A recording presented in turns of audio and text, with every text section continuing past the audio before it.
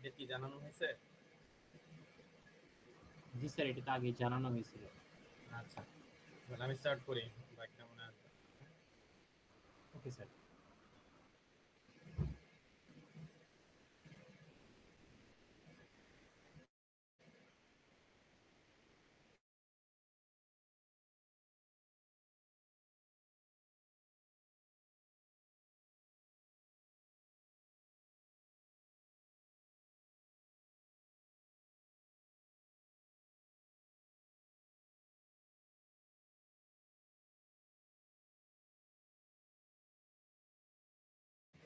আচ্ছা, আমার স্ক্রিন দেখা যাচ্ছে? জি স্যার, দেখা যাচ্ছে। আচ্ছা, ঠিক আছে। আজকে আমরা হলো এক্সপেরিমেন্ট 4 আর 5 এর থিওরিটা করবো, আর তোমরা হলো কোন একটা টাইমে তরিকুল ভাইয়ের সাথে কথা বলে ওনার একটা ডেট নিও, হ্যাঁ? এই উইকে করতে পারলে এই দিন, নাহলে যে ডেটটা হয় আর কি।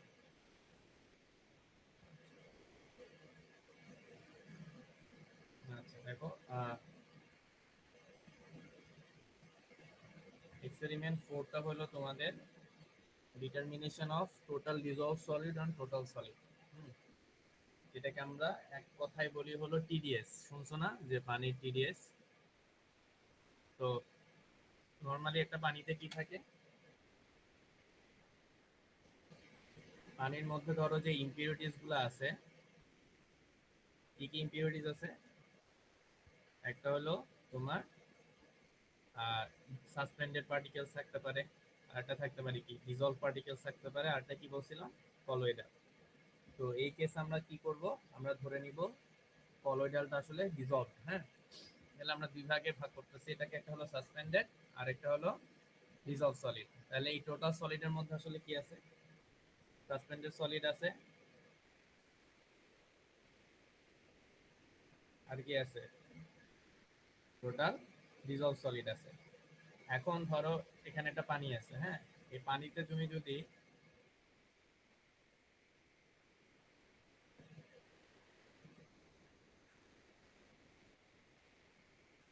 পানিকে যদি কি করো, বয়েল করো, তাহলে কি হবে?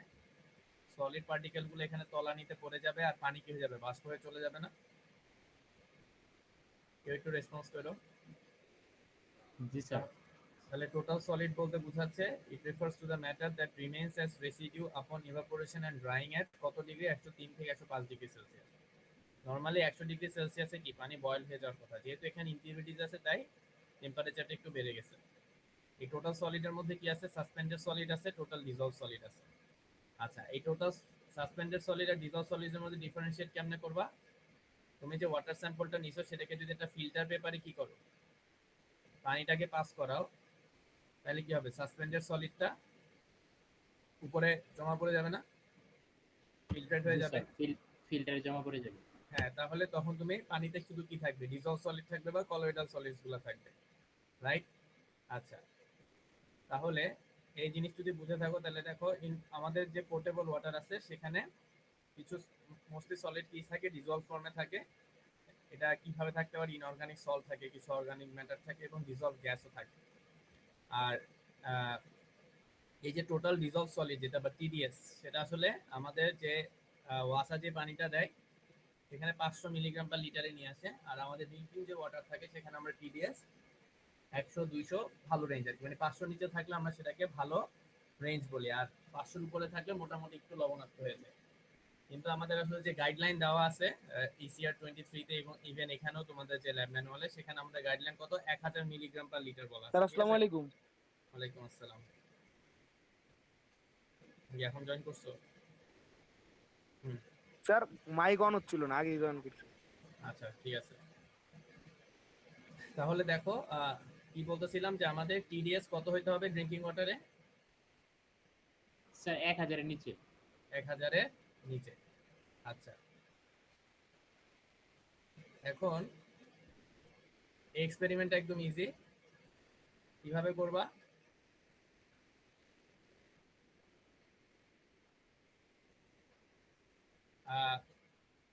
জাস্ট আমাদেরকে কি করতে হবে? আচ্ছা, এনভায়রনমেন্টাল সিগনিফিকেন্সটা যদি একটু দেখি তাহলে খেয়াল করো, টু ডিটারমাইন ওয়াটারটা ডোমেস্টিক পারপোজের জন্য সুইটেবল কিনা। তা আমাদেরকে জানতে হবে কি পরিমাণ সলিড কন্টেইন করে। তো আমাদের একটা কি বলছিলাম যে 1000 মিলিগ্রাম পার লিটার হবে না, এটা হলো ড্রিঙ্কিং ওয়াটারের জন্য। ইরিগেশনের জন্য আরেকটা প্যারামিটার আছে, বিভিন্ন কাজের জন্য, বিভিন্ন পারপোজের জন্য বা ইন্ডাস্ট্রির জন্য, শিল্পের কাজের জন্য বা সেচের কাজের জন্য, এক একটার জন্য এক এক এই স্ট্যান্ডার্ডটা ভ্যারি করে। তো এই স্ট্যান্ডার্ডটা আমরা পাবো হলো ইসিআর 23 থেকে। এখন দেখো এটা থিওরি একদম easy, just boiling point 100°C। তুমি যদি এটাকে 100°C নিলে ওয়াটার বয়েল করা শুরু করবে। যেহেতু এটার কিছু ইমপিউরিটিস আছে, তাই এখানে কি করলাম, টেম্পারেচার বেশি লাগবে। টেম্পারেচার একটু বেশি লাগে, বয়লিং পয়েন্ট একটু বেড়েছে। এখন তুমি যদি পানিকে 103 বা 105°C নিয়ে 24 ঘন্টা রেখে দাও, তাহলে ওয়াটার ইভাপোরেশন হয়ে যাবে আর সলিড গুলা নিচে তলানি হিসেবে জমা পড়বে, ঠিক না? আচ্ছা, জি স্যার। তাহলে এখানে তোমার অ্যাপারেটাস লাগবে কি, জাস্ট একটা বিকার লাগবে, মেজারিং সিলিন্ডার লাগবে, ফানেল, ড্রপার, ফিল্টার পেপার। তুমি একটা বিকার নিলে যেটা 150 ml। আচ্ছা, শুরুতে কি করবা, এটা একদম ইজি। তোমার বিকারের ওয়েটটা আগে নিয়ে নিবা, পানি ছাড়া বিকারের ওয়েটটা শুরুতে কি নিবা, নিয়ে নিবা। এই ওয়েটটা যখন নিবা তখন সেটা 103°C ওভেনে 1 ঘন্টা থাকবে, ঠিক আছে? তারপরে কি স্যার করবা, এটা স্যার এটা কি পানি 103°C রাখবো? না না, পানি ছাড়াই, পানি ছাড়াই একটা শুধু ড্রাই গ্লাস বিকারটা? বিকার, হ্যাঁ একটা বিকার নিবা, সেই বিকারটা তুমি 103°C ওভেনে রাখবে 1 ঘন্টা। কেন 1 ঘন্টা রাখবা, কারণ কিছু পানি বাষ্প হয়ে তোমার গ্লাসের সাথে লেগে থাকে, ওগুলোও যাতে কি হয়ে যায়, এভাপোরেশন হয়ে চলে যায়। বুঝতে পারছো? তার মানে একদম ড্রাই করে ফেলতে হবে গ্লাসটাকে বা বিকারটাকে। তো ওই বিকারে কি করলা তুমি, এই বিকারের ক্যাপাসিটি হলো 150 ml। এখানের মধ্যে আমরা পানি নিব কতটুকু, তোমার স্যাম্পল ওয়াটার নিবা 100 ml, ঠিক আছে? 100 ml নিয়ে সেটাকে আবার ওই যে ওভেনে 103°C সেট করে একদিন রেখে দিতে হবে। একদিন রাখার পরে বিকারটা বের করে এটাকে কুল করে সলিডের ওয়েটটা নিতে হবে। এখন দেখো কি হচ্ছে, শুরুতে তুমি একটা ওয়েট পাবা না? জি স্যার। তাহলে এখানে কিসের ওয়েট, এটা weight of, beaker. Weight of beaker. এরপর এখানে তো পানি দিলা, পানি তো এভাপোরেট হয়ে চলে গেছে, তাহলে কি থাকবে, এখানে টোটাল সলিডস তো থাকবে না? সলিড। জি স্যার। তাহলে এখানে কি পাবা, wait of beaker plus solid. Solid. তাহলে এটা থেকে এটা মাইনাস দিলে কি পাওয়া যাবে বলো তো, সলিড সলিডের ওয়েট। ওয়েটটা পাওয়া যাবে না? জি স্যার। আচ্ছা, তাহলে এই যে সলিডের ওয়েটটা বের করলাম, milligram of solids in the beaker, তোমার কি ভলিউম অফ স্যাম্পল না, কত স্যাম্পল নিলাম, 100 ml। তো আমরা যেহেতু কোন এককে রাখতে যাচ্ছি, মিলিগ্রাম পার লিটার, তাহলে মিলিলিটার থেকে লিটারে নেওয়ার জন্য 1000 দিয়ে ভাগ করা লাগে, মানে নিচে ভাগ হয়ে গেছে, যেটা উপরে চলে আসছে। বুঝা গেছে ফর্মুলাটা? জি স্যার। হ্যাঁ, তাহলে এভাবে কি পাইলাম জি আমরা, টোটাল সলিড পাইছি। Volume of sample. হ্যাঁ, না টোটাল সলিড পাইছি, এটা কি বুঝছো টোটাল সলিড কিভাবে বেরোছে? স্যার আরেকবার একটু বলেন। তুমি প্রথমে বিকার নিলা, হ্যাঁ এই বিকারে কত এমএল পানি নিলা, 100 ml। 100। তো বিকারে তো একটা ওয়েট আছে, এটাকে যখন তুমি 24 ঘন্টা রেখে দিছো, পানি তো সব চলে গেছে, নিচে রেসিডিউ হিসেবে কি থাকবে, টোটাল সলিডটা থাকবে সলিড। না?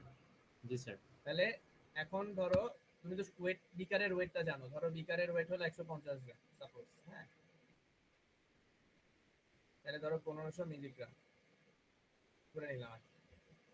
আর ধরো রেসিডিউ হিসেবে যখন এটা পাইলা তখন আসলো 1530 মিলিগ্রাম, ঠিক আছে? তাহলে এখন এই যে 1530 থেকে 1500 মাইনাস করলে কি পাবা, 30 পাবা না? 30 গ্রাম। এই এটা 30টা সলিডের। কি, এটা সলিডের ওয়েটটা না? জি স্যার। তাইলে 30 মিলিগ্রাম, তোমার স্যাম্পল কত ছিল, 100, জি এটা স্যার। মিলিলিটারে 100। ছিল, মিলিলিটার থেকে লিটারে নিলে কি করতে হবে, নিচে স্যার 1000 1000 ভাগ। তার মানে এটা উপরে 1000 হিসেবে গুণ হয়ে আসবে না? জি স্যার। এই জিনিসটা উপরে উঠে গেলে এটাই করা হয়েছে, milligram of solids in the beaker divided by volume of sample into 1000। তুমি ভলিউম অফ স্যাম্পল 200 নিলে এখানে 200 বসবে। বুঝা গেছে? জি স্যার বুঝতে পারছি। এটা হলো টোটাল সলিড। এখন যদি এই ওয়াটার স্যাম্পলটা নেওয়ার পর তুমি যদি সেটা ফিল্টার করে নিতা, তাহলে কি পাইতা, ডিজলভ সলিড পাইতা না পানিতে এখন? জি স্যার। তাহলে তখন যে রেসিডিউটা পাইতা তখন কি পাইতা, ডিজলভ সলিড পাইতা না? এই সেম যদি এই সেম জিনিস যদি আবার ইয়ে করতা তাহলে কি পাইতা? একই স্টেপ যদি ফলো করে যদি আমি ফিল্টার পেপার নিয়ে করতাম তাহলে আমরা কি পাইতাম? টিডিএস পাইতাম। তাহলে টিডিএস পাইলে কি হবে? তুমি টোটাল সাসপেন্ডেড সলিড বের করতে পারবা, কারণ টোটাল সলিড থেকে টিডিএস বাদ দিলে টোটাল সাসপেন্ডেড সলিড পাওয়া যাবে। বুঝতে পারছো? জি স্যার। আচ্ছা, তাহলে আমরা কি কি বের করবো এক্সপেরিমেন্টে? টোটাল সাসপেন্ডেড সলিড বের করবা, টোটাল টোটাল সলিড সলিড আর বের করবা, dissolve solid. Total dissolve solid. কারো কোনো প্রবলেম আছে থিওরি বুঝতে? এটা একদম ইজি, জাস্ট পানিকে বাষ্প করে দিলে যে সলিডটা জমা করে থাকতেছে তলানিতে ওটাকে মিলিগ্রাম পার লিটারে কনভার্ট করা। বুঝা গেছে? জি স্যার। G sir. বাট এখানে সাসপেন্ডেড সলিডটুকু কিভাবে বের করব? আর ডিসলভটুকু? তুমি প্রথমে যেটা বের করলা সেটা কি আসলে? Sir total solid. Total solid. আমরা কি জানি? টোটাল সলিড সমান total suspended solid plus total dissolve solid. Dissolve solid. Dissolve solid কেমনে বের করবা? ফিল্টার করে নিলেই তো ফিল্টার পেপারের উপরে সাসপেন্ডেড সলিডটা আলাদা হয়ে গেছে, ঠিক না? শুধু ডিসলভ অংশটা বিকারের মধ্যে থাকবে তখন। বুঝতে পারছো? স্যার এখানে তো স্যার শুধু আমার সলিড পার্টিকেল থাকবে, ওইটাকে আবার ফিল্টার করব কিভাবে? আরে তুমি যখন পানি ঢালবা ফিল্টার পেপারে কি আটকা পড়বে? সলিডটা আটকা পড়বে না? জি স্যার। এটা কোন সলিডটা আটকা পড়বে? Sir suspended. Suspended solid. আর এখানে পানির সাথে যে সলিডটা চলে আসবে সেটা কি? ডিসলভ। Dissolve solid. তারপর এখানে পানিটাকে বাষ্প করলে ডিসলভ সলিডটা তো বিকারের সাথে বিকারে থেকেই যাবে, ওটা তো আর বাষ্প হবে না, ও হবে? স্যার পরে স্যার দুইটা যোগ করব যেটা ওইটা আমার টোটাল আসবে। না, তুমি আর যোগ করবে কেন? তুমি তো সাসপেন্ডেড সলিড এভাবে বের করতে পারবে না। সাসপেন্ডেড সলিড তো বের করবা টোটাল সলিড থেকে টিডিএস বাদ দিয়ে। বুঝো নাই? তুমি একটা স্টেপে টিডিএস টোটাল থেকে সলিড কিভাবে বের করবে। হ্যাঁ, টিডিএস টা যে ফিল্টার করে নিলে তোমার কি সাসপেন্ডেড সলিড তো চলে যাচ্ছে, তাহলে পানিতে কি আছে? ডিসলভ সলিড আছে। এটাকে ডিসলভ যখন সলিড। আবার এই একদিন রেখে দিবা ওভেনে, 24 ঘন্টা রাখবা 105 ডিগ্রি সেলসিয়াসে, তাহলে পানি বাষ্প হয়ে চলে যাবে, ডিসলভ সলিডটা থেকে যাবে না? জি স্যার। বুঝা গেছে এবার? জি স্যার। ওকে, আর কারো কোয়েশ্চেন আছে?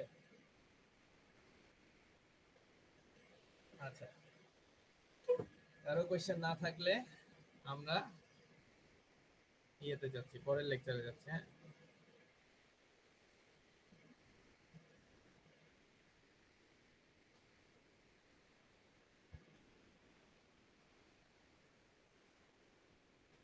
আচ্ছা দেখো, এই এক্সপেরিমেন্টটা হলো determination of carbon dioxide of water.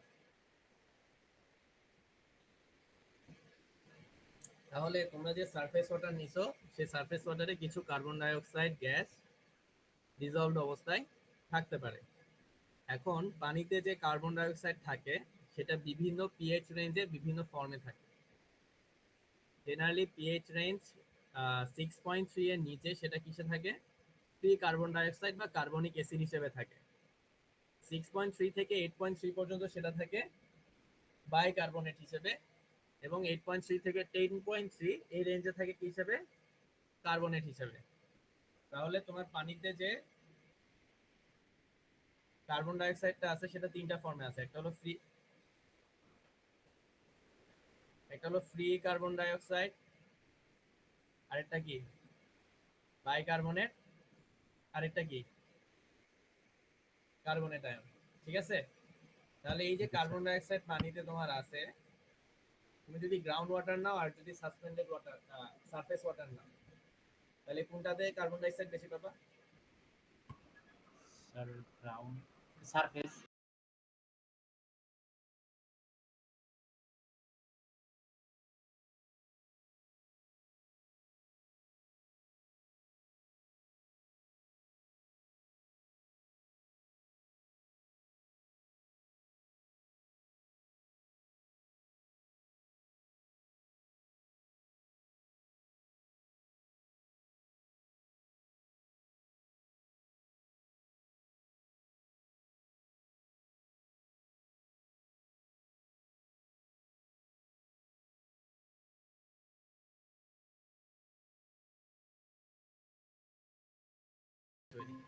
তো মাটির নিচে যে কার্বন ডাইঅক্সাইড আছে সেটা দ্বারা অক্সিডাইজ হয়ে কার্বন কি হয়ে যায়, কার্বন ডাইঅক্সাইড ফর্ম করে।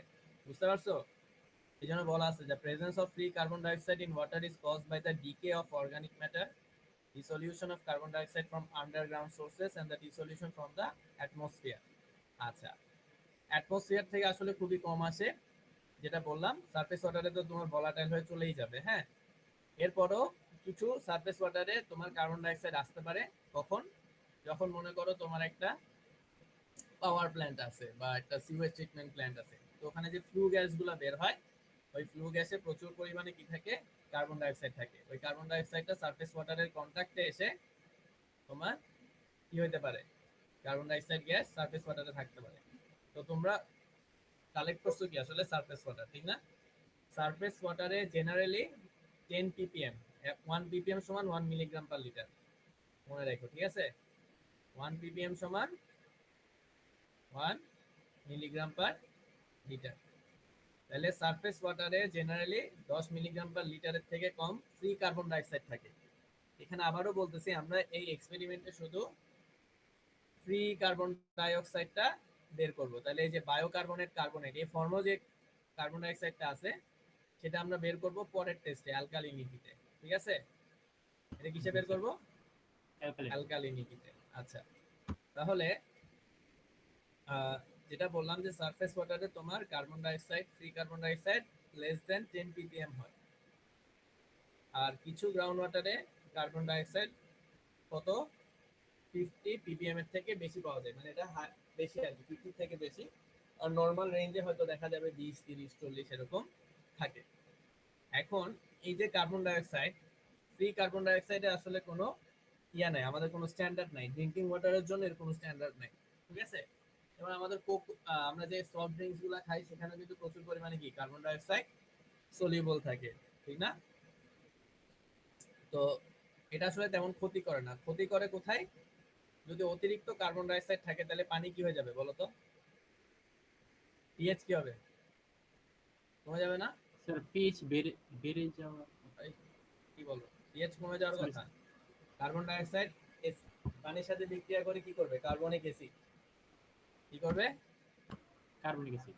কার্বনিক অ্যাসিড হলো একটা উইক অ্যাসিড, ঠিক আছে? তাহলে এই কার্বনিক অ্যাসিড যখন থাকবে তখন কি পানির পিএইচ কি হবে? কমে যাবে না? মানে অ্যাসিডিক হবে পানি। তো এরকম পানি যখন তুমি পাইপের মধ্যে ফ্লো করাবা, ধরো তুমি পাইপের মাধ্যমে তোমার পানি ট্রিট করে ফ্লো করাচ্ছ, কার্বন ডাইঅক্সাইড তুমি রিমুভ করো না, তাহলে এই কার্বন ডাইঅক্সাইডের কারণে কি হবে? পিএইচ এর ভ্যালু কমে যাবে এবং পানি কি হবে? করোসিভ ক্যারেক্টারিস্টিক্স হবে। করোসিভ মানে হলো সে পাইপটাকে ক্ষয় করবে, ঠিক আছে? অ্যাসিড অ্যাসিড কি করে? ক্ষয় করে, ঠিক না? Severe corrosion of heat exchanger, pipes, ভালভস etcetera, তার মানে যে বিভিন্ন আমার ইয়াগুলো আছে, মেশিনারিজ গুলো আছে বা এলিমেন্টস গুলো আছে পাইপ নেটওয়ার্কে, পাইপ থেকে শুরু করে ভালভ সবকিছু আসলে কি হবে? করোশন হবে। করোশন ফ্রম কার্বন ডাইঅক্সাইড, যেমন বয়লার ফিড ওয়াটারে, বয়লার ফিড ওয়াটার বুঝো?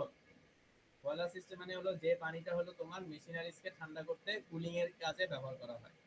তো এরকম কুলিং এর কাজে ব্যবহৃত পানিতে যদি কার্বন ডাইঅক্সাইড বেশি থাকে তাহলে কি হবে?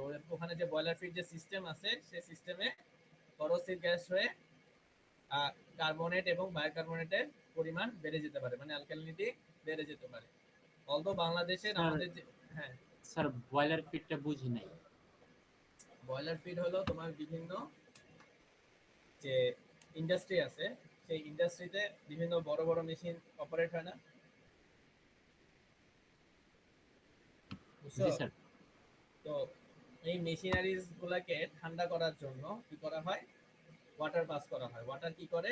হিটটা নিয়ে পানিটা গরম হয়, মানে গরম পানিটা বের হয়ে যায়, আর মেশিনের হিটটাকে ওয়াটারটা তখন অ্যাবজর্ব করে নেয়, এটার পাইপের মাধ্যমে পানি দিয়ে সেই কাজটা করে। বুঝা গেছে? এগুলোকে বলা হয় বয়লার ফিড সিস্টেম।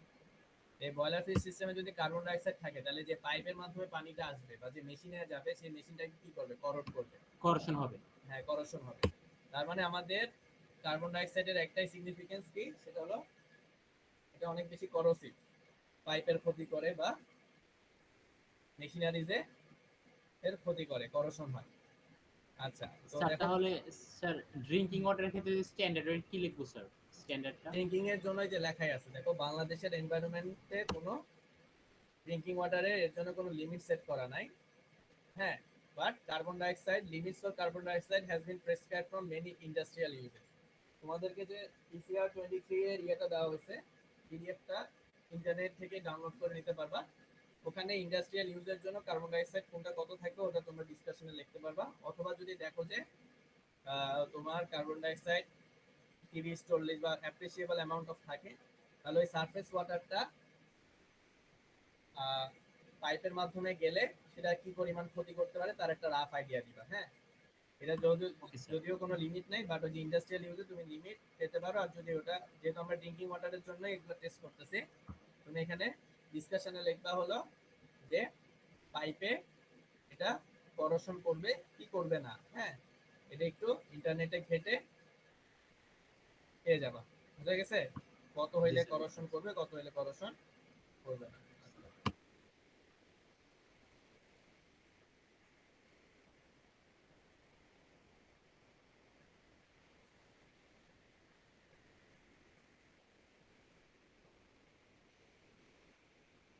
তো এখন এটার জন্য একটু থিওরিটা একটু ভালো মতো মনোযোগ দাও।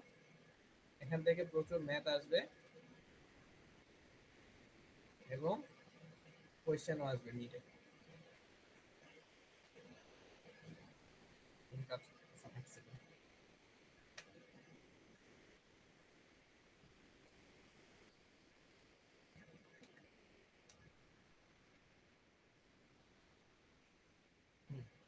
আচ্ছা, তাহলে আমরা যদি থিওরিটা দেখি, থিওরিতে দেখলে একটু বুঝবো যে the test for determination of free carbon dioxide in water is based on the titration of sample with standard sodium hydroxide solution in the presence of phenolphthalein indicator.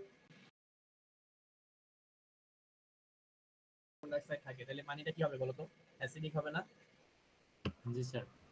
অ্যাসিডকে neutralise করে কে? ক্ষার। ক্ষার। তাহলে টাইট্রেশনে আমরা করি কি? অ্যাসিড ক্ষারের বিক্রিয়া। অ্যাসিড ক্ষারের বিক্রিয়া, right. অ্যাসিডে যদি আমি ক্ষার অ্যাড করতে থাকি তাহলে অ্যাসিডটা কি হয়ে যাবে? অ্যাবজর্ব হয়ে যাবে, ঠিক না? জি স্যার। অ্যাবজর্ব হইতে তোমার কতটুকু আসলে কি লাগতেছে, একটা ক্ষার লাগতেছে, সেটার অ্যামাউন্টই তো বের করি, ঠিক না? তাহলে ওখান থেকে আমরা স্টোকিওমেট্রিক রিলেশন দিয়ে ওই যে কার্বন ডাইঅক্সাইডের পরিমাণটা ডিটারমাইন করতে পারি। তাহলে দেখো, আমরাও এই যে কার্বন ডাইঅক্সাইডকে তুমি ক্ষার অ্যাড করতেছো গ্র্যাজুয়ালি, এভাবে কি পরিমাণ ক্ষার অ্যাড করা লাগতেছে এই জিনিসটাকে বলা হয় অ্যাসিডিটি। এটাকে কি বলা হয়? অ্যাসিডিটি। তাহলে আমরা এই টাইট্রেশনটা কত পিএইচ পর্যন্ত করব? 8.3 স্যার পর্যন্ত। 8.5। 3। ও আমি কি আচ্ছা। আগে 5 বলছিলাম? আচ্ছা, এটা 3 না হবে। স্যার, হ্যাঁ, স্ট্যান্ডার্ড লিমিটের জন্য বলছিলাম স্যার 5 পর্যন্ত। না, এটা হলো 8.3। আচ্ছা, 8.3 কেন সেটা আস্তে আস্তে আসতেছি, দেখো। তাহলে কি হবে? কার্বন ডাইঅক্সাইড সোডিয়াম হাইড্রোক্সাইডের সাথে রিঅ্যাকশন করবে, করে কি করবে? একটা সোডিয়াম বাইকার্বনেট তৈরি করবে এবং আস্তে আস্তে পিএইচ ভ্যালু ইনক্রিজ হবে। আরো যদি সোডিয়াম হাইড্রোক্সাইড অ্যাড করো তাহলে কি হবে? সোডিয়াম হাইড্রোক্সাইডটা এই হাইড্রোজেন আয়নটাও দিয়ে দিবে, দিয়ে কি করবে? CO3 2- তৈরি করবে, তাহলে কার্বনেট তৈরি করবে। আচ্ছা, তাহলে এই কার্বন ডাইঅক্সাইড যখন পানির সাথে বিক্রিয়া করে এই অবস্থায় থাকে, মানে H2CO3, এটাকে বলা হয় কার্বনিক অ্যাসিড, বা এটাকে ফ্রি কার্বন। কার্বন ডাইঅক্সাইড আমরা বলতেছি। ফ্রি কার্বন ডাইঅক্সাইড যখন থাকে তখন কি পিএইচ এর ভ্যালু কম থাকে। কম থাকে। হ্যাঁ, যখনই তুমি গ্র্যাজুয়ালি ক্ষার অ্যাড করতেছো তাহলে কি হবে? এগুলো নিউট্রালাইজ, পিএইচ এটা বাড়বে। প্রশমন হচ্ছে, প্রশমিত হয়ে পিএইচ বাড়বে। তো এই পিএইচটা যখন 8.3 তে আসবে তখন আমরা ধরে নিই কি যত ফ্রি কার্বন ডাইঅক্সাইড ছিল সেটা সব বিক্রিয়া করে ফেলছে। তাহলে তখন পানিতে তখন কি থাকবে? শুধু সোডিয়াম বাইকার্বনেট সোডিয়াম। থাকবে, বা অন্য যে কোনো ক্ষার থাকলে সেই ক্ষারের বাইকার্বনেটটা থাকতো। বুঝা গেছে? জি স্যার। আচ্ছা, এই কারণে আমরা পিএইচ 8.3 পর্যন্ত বিক্রিয়াটা করি। এখন এই অ্যাসিডিটি বলতে কি বুঝাইছিলাম? অ্যাসিডিটি বলতে বুঝাইছিলাম যে একটা অ্যাসিডকে গ্র্যাজুয়ালি প্রশমিত করতে কি পরিমাণ ক্ষারের আসলে দরকার হয়, সেটা হলো অ্যাসিডিটি। এখন দেখো, এই যে অ্যাসিডিটি ডিটারমাইন করবা আমরা কি করতেছি? টাইট্রেশন করা লাগতেছে। তো টাইট্রেশন আসলে আমরা কি করি? কালার দেখে বুঝি যে এটা কত পিএইচ এ আছে, ঠিক না? জি স্যার। তাহলে এর জন্য আমাদের একটা ইন্ডিকেটরের হেল্প লাগে। ইন্ডিকেটরের কাজ কি? ইন্ডিকেটরের কাজ হলো তোমার, এটা অ্যাসিডিক না ক্ষারীয় এটা বুঝতে সাহায্য হ্যাঁ, করে। বোঝা যাবে তাদের কালার চেঞ্জের মাধ্যমে। এখন দেখো মিথাইল অরেঞ্জ যে ইন্ডিকেটরটা, সেটা কাজ করে কত, আপ টু 6.3 পর্যন্ত। আর ফেনফথেলিন কাজ করে হলো 6.3 এর অ্যাবভ। আমরা টেস্টটা করব কত পিএইচ পর্যন্ত? 8.3। 8.3। তাহলে আমরা কোন ইন্ডিকেটর ইউজ করব? স্যার ফেনোথিলিন। ফেনফথেলিন। আচ্ছা, আমরা যদি ফেনফথেলিন ইন্ডিকেটরটা ইউজ করি তাহলে কি হবে? আমাদের পানিটা কি থাকবে? যদি কার্বন ডাই অক্সাইড থাকে, কালারলেস থাকবে। গ্র্যাজুয়ালি সোডিয়াম হাইড্রোক্সাইড অ্যাড করলে কালারলেস থেকে কি হয়ে যাবে? পিঙ্ক কালার আসবে। ঠিক আছে? আচ্ছা, তাহলে একটা জিনিস খেয়াল করো, এই যে তুমি পিএইচ বাড়াচ্ছ সোডিয়াম হাইড্রোক্সাইড অ্যাড করে, এই জিনিসটাকে বলা হয় কি? অ্যাসিডিটি। অ্যাসিডিটি আবার অনেক ধরনের আছে, দেখো 3 ধরনের। Mineral acidity. মিনারেল অ্যাসিডিটি কি? পিএইচ 4.5 এর নিচে, তার মানে কি এখানে অ্যাসিড বেশি, এখানে স্ট্রং অ্যাসিড থাকবে বা উইক অ্যাসিড থাকবে। তাহলে 4.5 এর নিচে এখানে ডমিনেন্ট স্পিসিসটা কি হবে? কার্বনিক অ্যাসিড থাকতেছে না, H2CO3 আকারে। এই কারণে তো তার পিএইচ 4.5 এর কম। বুঝা গেছে? তাহলে এখানে ফ্রি কার্বন ডাইঅক্সাইড হিসেবে কার্বনিক অ্যাসিড আছে। 4.5 থেকে 6.3 এর মধ্যে কার্বনিক অ্যাসিড কার্বনিক আছে। অ্যাসিড আছে। কিন্তু এই 4.5 উপরে যখন যাবে, এই কার্বনিক অ্যাসিড হাইড্রক্সিলের সাথে বিক্রিয়া করে কি করবে? বাইকার্বনেট। একটা বাইকার্বনেট তৈরি করবে। হ্যাঁ, আচ্ছা, তাহলে এই যে কার্বনিক অ্যাসিড সম্পূর্ণ বিক্রিয়া করে ফেলবে কততে? তখন 8.3 তে যাবে। 8.3 তে গিয়ে কিন্তু আর ফ্রি কার্বন ডাইঅক্সাইড নেই তখন। তার মানে দেখো, এই যে 6.3 থেকে 8.3, এটার মাঝখানে কিছু বাইকার্বনেটও আছে, আবার কিছু কার্বনিক অ্যাসিডও কার্বনিক থাকবে। অ্যাসিড আছে। আচ্ছা, 8.3 এর পরে কিন্তু বাইকার্বনেট আয়ন সব, আর কিন্তু ফ্রি কার্বন ডাইঅক্সাইড নাই। এই বাইকার্বনেট আরো একটা হাইড্রক্সিল আয়নের সাথে বিক্রিয়া করে কি করবে? কার্বনেট আয়ন তৈরি করবে। তার মানে 10.3 হইলে সে সম্পূর্ণ যা আছে, মানে যত কার্বন ডাইঅক্সাইড আছে, টোটাল কার্বন ডাইঅক্সাইড কি আমরা বের করে ফেলতে পারতাম। এই কারণে 10.3 পর্যন্ত যদি আমি কি করি? টাইট্রেশন করি, সেটা হলো কি, আমার যতগুলা মানে কার্বন ডাইঅক্সাইড যত ফর্মে থাকতে পারে, কার্বন ডাইঅক্সাইড, বাইকার্বনেট, কার্বনেট, এই 3টা ফর্মে সবগুলো কি হয়ে যাবে? নিউট্রালাইজ হয়ে যাবে। তাহলে কি পরিমাণ আছে সেটা আমরা বের করতে পারি। কারণ এটাকে 10.3 পর্যন্ত টাইট্রেশন করলে আমরা বলি টোটাল অ্যাসিডিটি। 8.3 পর্যন্ত করলে সেই অ্যাসিডিটিকে আমরা কি বলি? Carbon dioxide acidity. আর 4.5 পর্যন্ত করলে সেই অ্যাসিডিটিটাকে আমরা বলি মিনারেল অ্যাসিডিটি। বুঝা গেছে? তাহলে আমি যদি তোমাদের পরীক্ষায় এই 3টা ডিফারেন্স বলতে বলি, তাহলে লিখতে পারবা? ইনশাআল্লাহ স্যার। আচ্ছা, তাহলে তোমাদের টেস্ট আসলে কি, তোমরা টাইট্রেশন করবা। প্রথমে একটু ফেনোথেলিন ইন্ডিকেটরটা কি করে দিবা? অ্যাড করবা। অ্যাড করে যদি দেখো কালার পিঙ্ক আছে, তার মানে কি কার্বন ডাইঅক্সাইড আছে নাকি নাই? বলো। নাই। কার্বন ডাইঅক্সাইড নাই, ভেরি গুড। ফেনোথেলিন অ্যাড করার পরে যদি দেখো যে কালার পিঙ্কই রয়ে গেছে, তার মানে তোমার ওখানে ফ্রি কার্বন ডাইঅক্সাইড আসলে নাই। যদি কালারলেস হয়, তার মানে কি আছে? কার্বন ডাইঅক্সাইড আছে। আছে। তখন কি করবা? সোডিয়াম হাইড্রোক্সাইড অ্যাড করবা। অ্যাড করে কতটুকু, কত মোল সোডিয়াম হাইড্রোক্সাইড লাগছে সেটা বের করলেই কি হয়ে যাবে? আমার কি পরিমাণ কার্বন ডাইঅক্সাইড আছে সেটা বের হয়ে যাবে। তো এখানে যে আগের মতোই টাইট্রেশনের ফর্মুলাগুলা। আচ্ছা, তোমাদের ওই ইয়েটা মনে আছে না, এসিড ক্ষারের বিক্রিয়ায় যে বেসিক ফর্মুলাটা, যে মোল সংখ্যা আর তুল্য সংখ্যা দুই দিকে ইকুয়েট হয়, মনে আছে? স্যার ভুলে গেছি। ভুলে গেছো? আচ্ছা, মোলারিটি মনে আছে? মোলারিটি বলতে পারবা? মোলারিটির সংজ্ঞা মনে নাই না? আচ্ছা, মনে না থাকলে একটু মনে করাই, বোর্ডে লিখলে সুবিধা হইতো একটু।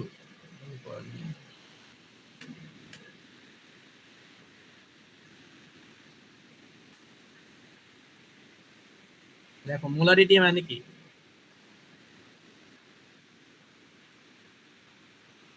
এটা ছিল না formula? Weight of the solute divided by তার মোলার মাস ইনটু সলিউশনের দ্রবণের ছিল। এটা কি হবে? Mole per litre. এটার একক কি হবে? Mole per litre. আচ্ছা, মোলারিটি এরকম কনসেন্ট্রেশন আরেকটা কি ছিল, নরমালিটি। জি স্যার। নরমালিটিও সেম জিনিস। এখানে এম এর জায়গায় কি হইতো, একটা ইকুইভ্যালেন্ট ওয়েট বলতাম, আমরা কি বলতাম, তুল্য ভর, মনে আছে? তাহলে তুল্য ভরের কনসেপ্ট কি ছিল? তুল্য ভর হলো এম বাই ই। এম হলো কি, যে মোলার মাস, তাহলে ধরো ক্যালসিয়াম হলে কত, সেটা 40, সোডিয়াম হলে 23, ঠিক আছে, এটা হলো মোলার মাস এগুলো। আর ইটা কি, ইটা হলো তুল্য সংখ্যা। তুল্য সংখ্যা কি, তোমার একটা বিক্রিয়া, একটা অ্যাসিড ক্ষারের বিক্রিয়ায় একটা অ্যাসিড কি পরিমাণ হাইড্রোজেন আয়ন দান করতে পারে, অথবা একটা ক্ষার কি পরিমাণ হাইড্রোক্সিল আয়ন দান করতে পারে, বুঝা গেছে? এই ব্যালেন্সটাই হলো ইয়ার নাম্বার। তাহলে এটাকে বলতেছি তুল্য ভর। তাহলে এই দুইটার মধ্যে একটা রিলেশন আছে, সেটা কি, নরমালিটি সমান মোলারিটি ইনটু তুল্য সংখ্যা। এখন তোমার যদি অ্যাসিড ক্ষারের বেসিক ইয়েটা মনে থাকে, তাহলে কি ছিল, মোল সংখ্যা ইনটু তুল্য সংখ্যা সমান মোল সংখ্যা ইনটু তুল্য সংখ্যা। বাম পাশে হলো অ্যাসিডের মোল সংখ্যা ইনটু তুল্য সংখ্যা, আর ডান পাশে কি, ক্ষারের মোল সংখ্যা ইনটু তুল্য সংখ্যা। তাহলে এটাকে এভাবে লেখা যায়, তো এস ইনটু ভি ইনটু ই, অ্যাসিড সমান এস ইনটু ভি ইনটু ই বেস, এভাবে লেখা যায় না? এখন দেখো তো, এস আর ই, এটাকে কি লেখা যায়, নরমালিটি লেখা যায়? নরমালিটি লেখা যায় এটা? এই তোমরা কি আসো না, ঘুমাই গেছো? স্যার আসি। কি কঠিন লাগতেছে? জি স্যার। আচ্ছা আচ্ছা, কঠিন লাগলে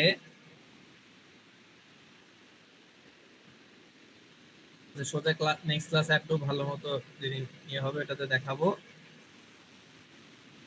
এটা তো মনে আছে যে এই ফর্মুলাটা মনে আছে না?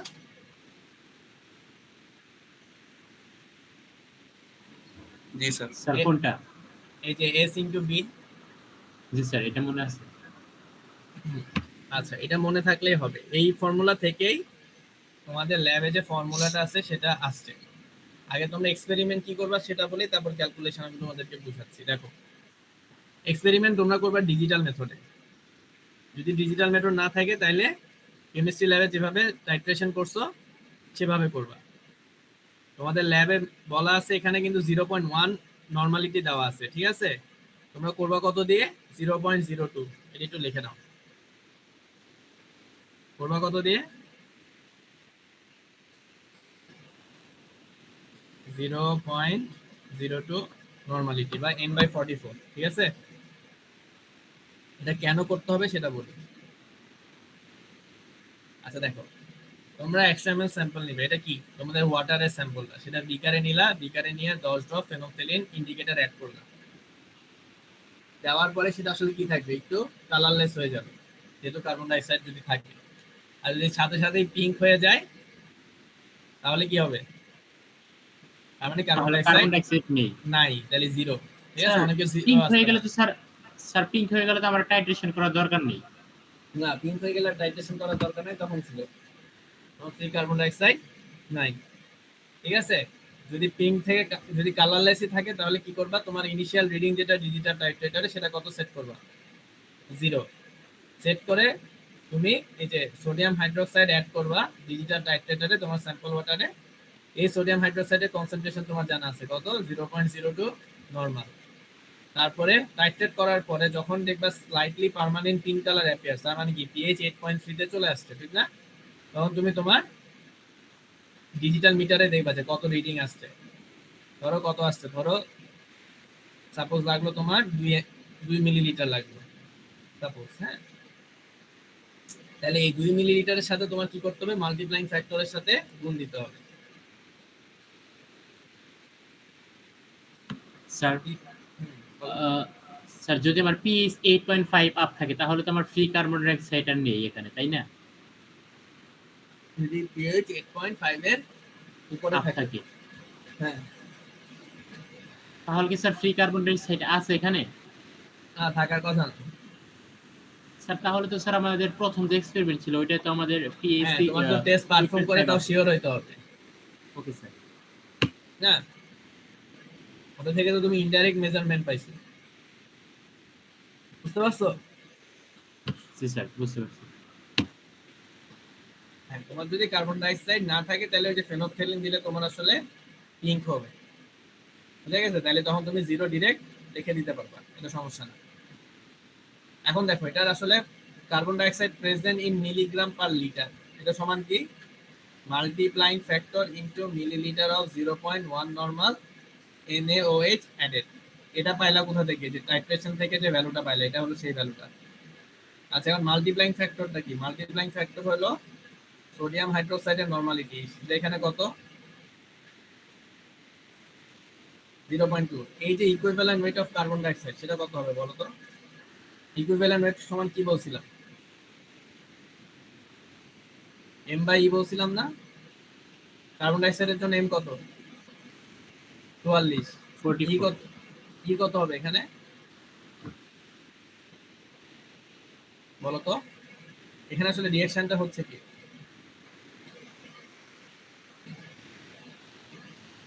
H2CO3 থেকে HCO3 হচ্ছে না? HCO3 জি স্যার তাহলে কয়টা হাইড্রোজেন দিছে? একটা একটা। তাহলে এখানে ইয়া কত হবে? এক এক হবে। তাহলে তোমাদের জন্য equivalent weight of carbon dioxide কত? 44। কত 44 বাই হ্যাঁ, মিলিলিটার স্যাম্পল কত নিছো? 100 100। তাহলে তোমাদের মাল্টিপ্লাইং ফ্যাক্টর কত আসবে? হিসাব করো। 0.02 ইনটু 44 ইনটু 1000 ডিভাইডেড বাই 100। তাহলে 0.2 ইনটু 44 8.8 আসার কথা না? জি স্যার 8.8 8.8। তাহলে তোমাদের মাল্টিপ্লাইং ফ্যাক্টর আসছে 8.8।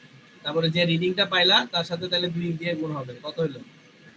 8.8 ইনটু 2 স্যার 17.6 17.6। তাহলে 17.6 milligram per litre free carbon dioxide, ঠিক আছে? আচ্ছা, জি স্যার বুঝতে এটা হলো carbon dioxide in milligram per litre present. আমি যদি তোমাদেরকে বলতাম অ্যাসিডিটি বের করো, তখন কি করতাম? অ্যাসিডিটির একক হলো তোমার এই মিলিগ্রাম পার লিটারটাকে কিসে নিতে হবে? অ্যাস ক্যালসিয়াম কার্বনেটে আনতে হবে। কততে আনতে হবে? ক্যালসিয়াম কার্বনেটে আনতে হবে। পারছি আচ্ছা, যদি আমি তোমাকে বলতাম টোটাল অ্যাসিডিটি বের করো, তাহলে তুমি কত পিএইচ পর্যন্ত টাইট্রেট করতা? স্যার 14 10.3। দেখো কত পিএইচ পর্যন্ত ইয়া করতে যদি টোটাল অ্যাসিডিটি বলতো, এই যে এই টেবিলটা ভালো মতো 10.3 দেখো। দেখো এখানে কত আছে? যে 10.3। টোটাল অ্যাসিডিটি কতটুকু? এই যে এতটুকু। তাহলে কতটুকু আছে এখানে? 10.3। 10.3 10.3 টোটাল অ্যাসিডিটি বললে 10.3, আর কার্বন ডাইঅক্সাইড অ্যাসিডিটি বললে 8.3। 8.3 তাহলে যদি বলতাম টোটাল অ্যাসিডিটি কত, তাহলে তুমি রিঅ্যাকশন করতে কতটুকু টাইট্রেট করতে? 10.3 পর্যন্ত। 10.3 তখন তোমার এই কার্বন ডাইঅক্সাইডের তুল্য ভর কত হতো বলো তো? তখন কি বাইকার্বনেটটা কার্বনেট হয়েছে না? স্যার তখন 2 হতো হ্যাঁ, তাহলে এটা কত আসতো? 44/2 22 22। মনে থাকবে? জি স্যার আচ্ছা, তাহলে আমি কিন্তু ল্যাবের যে মিড কুইজ আছে সেখানে কিন্তু এরকম প্রশ্ন ঘুরাই দিব, বলে দিলাম। হ্যাঁ, sir okay sir sir data শিটটা স্যার বুঝতেছি না, এখানে তো স্যার মাত্র 2-3টা ঘর আছে। ডাটা শিট ল্যাব ম্যানুয়ালে ল্যাব যেদিন করাবে উনি বলে দিবে কি করবে। ওই ডাটা শিটে জাস্ট এই মিলিলিটারটা এটা এটার ভলিউমটা তুমি নিবা এভারেজ করে। হ্যাঁ, আর মাল্টিপ্লাই ফ্যাক্টর তো তোমরা স্যাম্পল ক্যালকুলেশনে দেখাবা, বুঝছো? ওকে স্যার আচ্ছা, তাহলে এই যে ধরো ফ্রি কার্বন ডাইঅক্সাইড যেটা পাইলা, আমরা কত পাইছিলাম? 17.6। 6 এটা তো আমার ফ্রি কার্বন ডাইঅক্সাইড। এই ফ্রি কার্বন ডাইঅক্সাইডকে যদি অ্যাসিডিটিতে রূপান্তরিত করতে যাও, তাহলে এটা কি অ্যাসিডিটি হবে বলো তো? যেহেতু 8.3 পর্যন্ত করছো, কার্বন ডাইঅক্সাইড অ্যাসিডিটি না? জি স্যার তাহলে তুমি ফ্রি কার্বন ডাইঅক্সাইড যেটা পাইলা তার সাথে এই অ্যাসিডিটিটা সবসময় কিসে মেজার করা হয়? As calcium carbonate. কেন? আমরা অ্যালকালিনিটিও অ্যাজ ক্যালসিয়াম কার্বনেট মেজারমেন্ট করি, আবার হার্ডনেসও দেখবা যে অ্যাজ ক্যালসিয়াম কার্বনেট মেজারমেন্ট করি। তাহলে আমার সব মেজারমেন্ট যাতে একই স্কেলে হয় বা একই রেফারেন্স পয়েন্টে হয়, সেই জন্য আমরা ক্যালসিয়াম কার্বনেটে কতটুকু আছে সেটাকে বের করি। এটাকে বের করতে হলে জাস্ট কি করতে হয়, ক্যালসিয়াম কার্বনেটের তুল্য ভরকে কার্বন ডাইঅক্সাইডের তুল্য ভর দিয়ে কি করতে হবে, ভাগ করতে হবে। তাহলে দেখো এখানে তুল্য ভর কত, ক্যালসিয়াম কার্বনেটের তুল্য ভর কত, ক্যালসিয়ামে কয়টা আছে, 2+ আছে না? জি স্যার। তাহলে সে কয়টা দিবে হাইড্রোজেন আয়ন ডিসোসিয়েট হইলে? 2। দুইটা। তাহলে ক্যালসিয়াম কার্বনেট হলো 100 গ্রাম মোলার মাস, তাহলে 100 দিয়ে 2 ভাগ দিলে কত হবে? 50। 50। তাহলে এখানে কি উপরে হবে 50, নিচে ভাগ হবে কত? কার্বন ডাইঅক্সাইডের কত পাইছিলাম আমরা? 44। তাহলে যদি আমি বলি কার্বন ডাইঅক্সাইড অ্যাসিডিটি, তাহলে 17.6 ইনটু 50/44, ঠিক আছে? আচ্ছা, যদি বলতাম টোটাল অ্যাসিডিটি, তাহলে কি করতে, এখানে 44 হতো না 22 হতো? 22। 22 হতো। তখন মাল্টিপ্লাইং ফ্যাক্টরও এটা কত হতো? 22 2। হতো। স্যার 22 হতো, 22 হতো। ঠিক আছে, জি স্যার। বুঝা গেছে? কারো কোনো কোয়েশ্চেন আছে?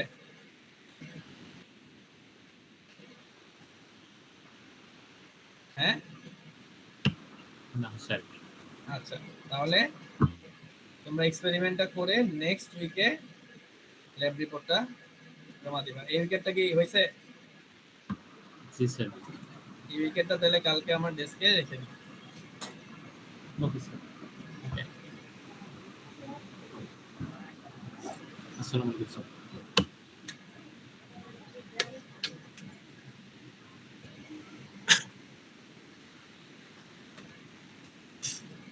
আসসালামু আলাইকুম স্যার।